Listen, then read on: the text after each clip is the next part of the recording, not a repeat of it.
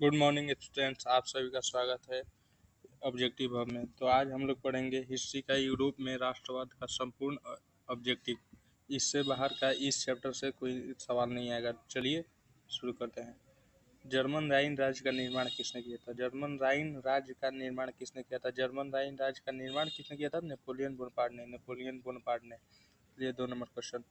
Europe में राष्ट्रवाद की पहली स्पष्ट अभिव्यक्ति कब हुई? यूरोप में राष्ट्रवाद की पहली स्पष्ट अभिव्यक्ति कब हुई?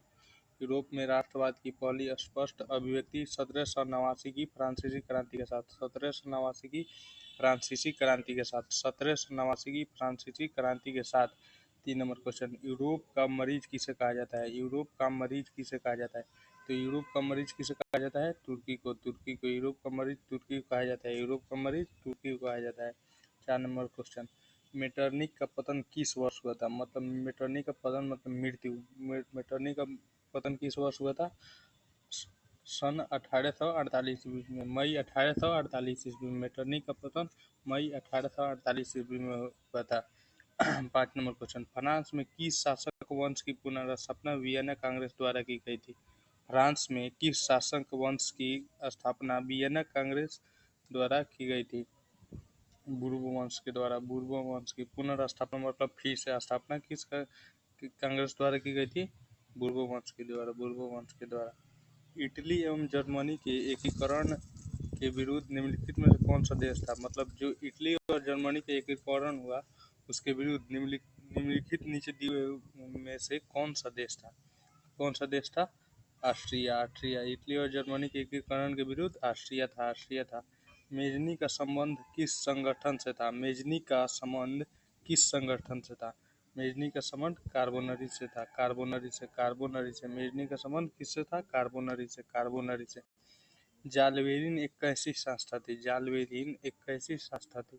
जालवेरिन एक व्यापारियों की संस्था थी। जालवेरिन एक व्यापारियों की संस्था थी। जालवेरिन एक व्यापारियों की संस्था थी। 9 नंबर क्वेश्चन। 1829 की एड्रियानोपुल की संधि किस देश के साथ हुई? 1829 की एड्रियानोपुल की संधि किस देश के साथ हुई? 1829 की एड्रियानोपुल की संधि तुर्की के साथ हुई। तुर्की के साथ हुई। तुर्की के साथ हुई। तुर्की के साथ हुई। 10 नंबर क्वेश्चन।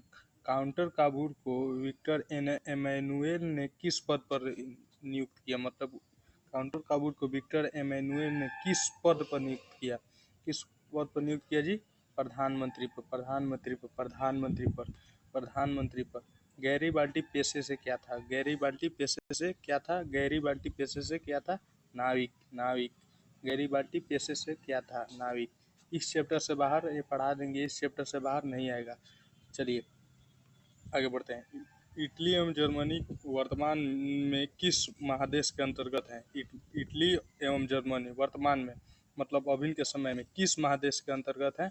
किस महादेश के अंतर्गत हैं? यूरोप के। यूरोप के। यूरोप के। यूरोप के। याद रखिएगा। 13 नंबर। रक्त एवं लौह की नीति का अवलंबन किसने किया था? मतलब रक्त एवं लौह का नीति जो था उसका अवलंबन किसने किया था? किसने किया था जी? बिस्मार्क ने। बिस्मार्क ने। बिस्मार्क ने। बिस्मार्क ने। बिस्मार्क ने।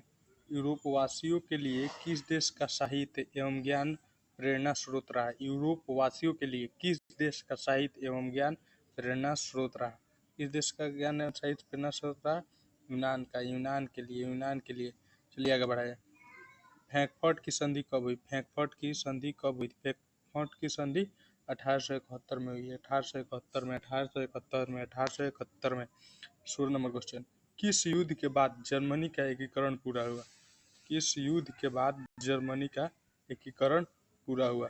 सीडाउन का युद्ध। सीडाउन का युद्ध। सीडा का युद्ध। सीडौन का युद्ध। सीडौन का युद्ध। सीडौन। 18 नंबर क्वेश्चन। यंग इटली की स्थापना यंग इटली की स्थापना किसने की? तो यंग इटली की स्थापना मेजनी ने की। मेजनी ने। यंग इटली की स्थापना किसने की? मेजनी ने। सीडौन का युद्ध कब हुआ? सीडौन का युद्ध कब हुआ? सीडौन का युद्ध कब हुआ? सीडौन का युद्ध। सीडौन का युद्ध 1870 में हुआ। 1870 में हुआ। 1870 में हुआ। सन 1870 में फ्रांस और प्रसा के बीच युद्ध कहाँ हुआ था? सन 1870 में फ्रांस और प्रसा के बीच युद्ध कहाँ हुआ था? सेडौन में। सेडौन में। सेडौन में। सेडौन में। 21 नंबर क्वेश्चन, वियना सम्मेलन किस वर्ष हुआ? वियना सम्मेलन किस वर्ष हुआ? वियना सम्मेलन 1815 में हुआ, 1815 में हुआ, 1815 में हुआ, 1815 में हुआ। वियना किस देश की राजधानी है? वियना किस देश की राजधानी है? वियना किस देश की राजधानी है? वियना ऑस्ट्रिया की राजधानी है। वियना ऑस्ट्रिया की राजधानी है। ऑस्ट्रिया की राजधानी है। 23 नंबर क्वेश्चन, क्रीमिया का युद्ध किस वर्ष हुआ? जो क्रीमिया का युद्ध हुआ था किस वर्ष हुआ? 1854 में, 1854 में, 1854 में, 1854 में, 1854 में, 1854 में। राष्ट्रवाद की अवधारणा का जन्म किस घटना से माना जाता है? राष्ट्रवाद की अवधारणा का जन्म किस घटना से माना जाता है? राष्ट्रवाद की अवधारणा का जन्म फ्रांस की क्रांति से माना जाता है। फ्रांस की क्रांति की जो घटना हुआ था उसे माना जाता है। 25 नंबर क्वेश्चन, नेपोलियन संहिता किस वर्ष लागू की गई? नेपोलियन संहिता किस वर्ष लागू की गई? 1804 में, 1804 में, 1804 में, 1804 में। वियना सम्मेलन, वियना सम्मेलन का अध्यक्ष कौन था? वियना सम्मेलन का अध्यक्ष मेटरनिक था। मेटरनिक, मेटरनिक, मेटरनिक, मेटरनिक व्यवस्था का उद्देश्य क्या था? मेटरनिक व्यवस्था का उद्देश्य क्या था?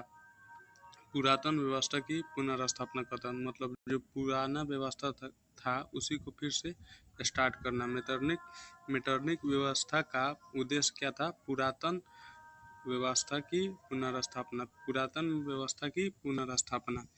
28 नंबर क्वेश्चन, काउंट काबूर की मृत्यु किस वर्ष हुई? काउंट काबूर की मृत्यु किस वर्ष हुई? 1862 में, 1862 में, 1862 में, 1862 में।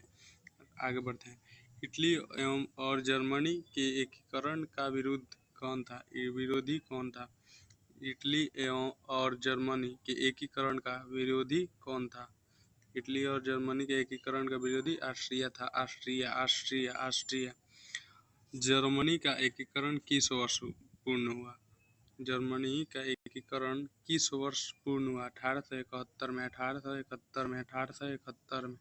जर्मनी का एकीकरण किस वर्ष पूर्ण हुआ? 1871 में, 1871 में।